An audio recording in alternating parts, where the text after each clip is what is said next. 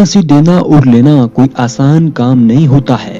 किसी को फांसी देते समय कुछ नियम का और कानूनों का पालन भी करना पड़ता है, जिसमें फांसी का फंदा, फांसी देने का समय, फांसी की प्रक्रिया आदि सम्मिलित है।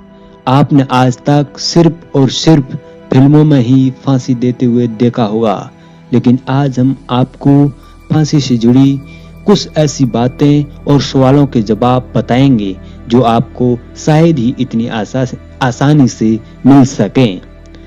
फांसी की सजा सुनाने के बाद जज अपनी पेन की निब को क्यों तोड़ देता है? फांसी देते वक्त कौन कौन मौजूद रहते हैं? फांसी देने से पहले जल्लाद क्या बोलता है? आखिर सुबह के समय सूर्योदय से पहले ही फांसी क्यों दी जाती है? फांसी से पहले आखिर इस समय जेल प्रशासन क्या क्या दे सकता है? कितनी देर के लिए फांसी पर लटकाया जाता है? इन सारे सवालों के जवाब इस वीडियो में आपको मिलने वाले हैं। तो दोस्तों चलिए शुरू करते हैं, लेकिन शुरू करने से पहले आपसे उम्मीद है अभी तक चैनल को सब्सक्राइब नहीं किया तो सब्सक्राइब करें और बेल आइकन दबाएं। तो चलिए शुरू करते हैं कि फांसी की सजा सुनाने के बाद जज पेन की निब क्यों तोड़ देता है। हमारे कानून में फांसी की सजा सबसे बड़ी सजा होती है, कोई मामूली बात नहीं है दोस्तों।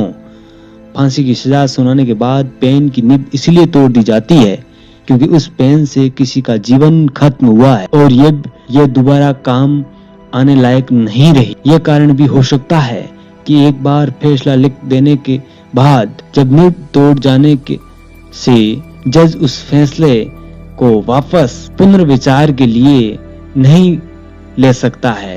एक बार लिख जाने के बाद वह पूर्णतः तय हो जाता है, पुनर्विचार की कोशिश नहीं की जाती है, इसीलिए उसका निब तोड़ दिया जाता है। फांसी देते वक्त कौन कौन मौजूद रहते हैं दोस्तों फांसी देते समय कुछ ही लोग मौजूद रहते हैं। फांसी देते वक्त वहां का जेल अध्यक्ष और मजिस्ट्रेट, जल्लाद और डॉक्टर भी मौजूद रहते हैं, उसके बिना फांसी नहीं दी जा सकती। फांसी देने से पहले जल्लाद क्रिमिनल के कानून में कुछ शब्द कहता है जो आज तक आपको किसी ने नहीं बताए होंगे। जल्लाद फांसी देने से पहले बोलता है क्रिमिनल के कान में जाकर कि मुझे माफ कर देना। अगर वह हिंदू भाई हो तो उसको राम राम, मुस्लिम हो तो सलाम कहकर उसे कहता है कि मैं तो सिर्फ और सिर्फ गवर्नमेंट का गुलाम हूँ, यानी कि हुक्म के गुलाम के अनुसार मैं कार्य कर रहा हूँ, मैं आपको नहीं बचा सकता, मुझे माफ कर दीजिए। यह कहकर वह राम राम और मुस्लिम को सलाम कह देता है। आखिर सुबह के समय सूर्योदय से पहले ही फांसी क्यों दी जाती है? सवाल दोस्तों सबसे बड़ा है। फांसी देना जेल अधिकारियों के लिए बहुत बड़ा काम होता है दोस्तों, कोई मामूली कार्य नहीं होता। इसे सुबह होने से पहले इसलिए निपटा दिया जाता है ताकि दूसरे कैदी और काम प्रभावित ना हो। एक नैतिक कारण यह भी है कि जिसको भी फांसी दी जाती है उसे पूरा इंतजार कराना भी उचित नहीं है। सुबह फांसी देने से उनके घर वालों को भी अंतिम संस्कार के लिए पूरा समय मिल जाता है।